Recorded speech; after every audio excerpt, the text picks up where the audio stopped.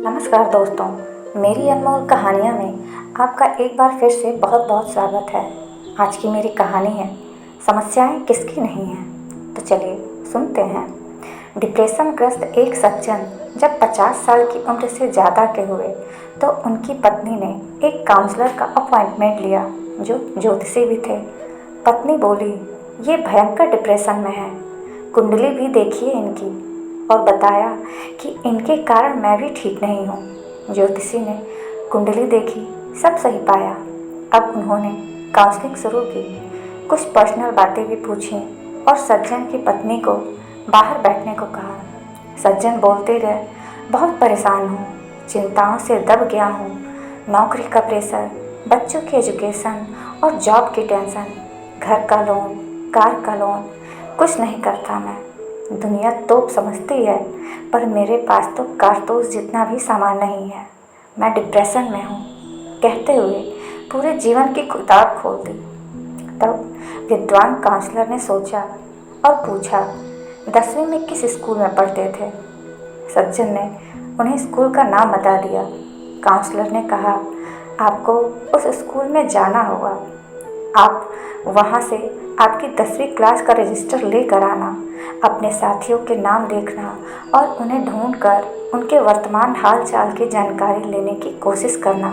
सारी जानकारी को डायरी में लिखना और 1 माह बाद मुझे मिलना। सज्जन स्कूल गए, मिन्नतें कर रजिस्टर ढूंढवाया, फिर उसकी कॉपी करा ली जिसमें 120 नाम थे। महीना भर दिन रात कोशिश की, फिर बामुश्किल अपने 70-75 सहपाठियों के बारे में जानकारी एकत्रित कर पाए।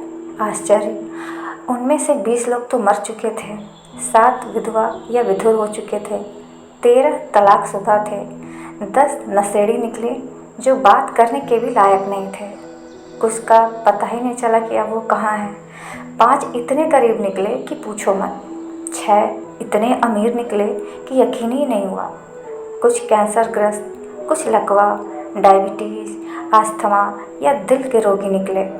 1-2 लोग एक्सीडेंट्स में हाथ या पाँव या रीढ़ की हड्डी में चोट के कारण बिस्तर पर पड़े हुए थे। कुछ के बच्चे पागल, आवारा या निकम्मे निकले। एक जेल में था, एक 50 की उम्र में सेटल हुआ था, इसलिए अब शादी करना चाहता था। एक अभी सेटल नहीं था पर 2 तलाक के बावजूद तीसरी शादी के फिराक में था।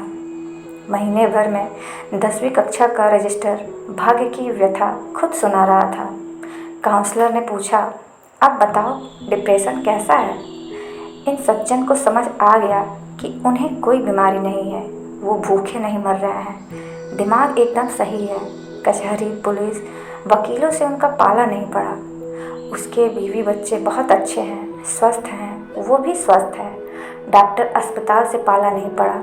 सज्जन को महसूस हुआ कि दुनिया में वाकई दुख और मैं सुखी और भाग्यशाली हूँ। तो दोस्तों, ये थी छोटी सी कहानी, और ये कहानी अगर आपको पसंद आई हो तो प्लीज़ मेरे चैनल को लाइक, कमेंट, शेयर और सब्सक्राइब ज़रूर कीजिएगा और हमेशा खुश रहिएगा, क्योंकि समस्याएं सबके पास हैं। अगर हम इंसान हैं तो समस्याएं भी रहेंगी, तो इनका हमें मुकाबला करना है, ना कि डिप्रेशन में जाना है। तो अपना ख्याल रखिए, फिर मिलेंगे हम एक दूसरी कहानी में। तब तक के लिए नमस्ते।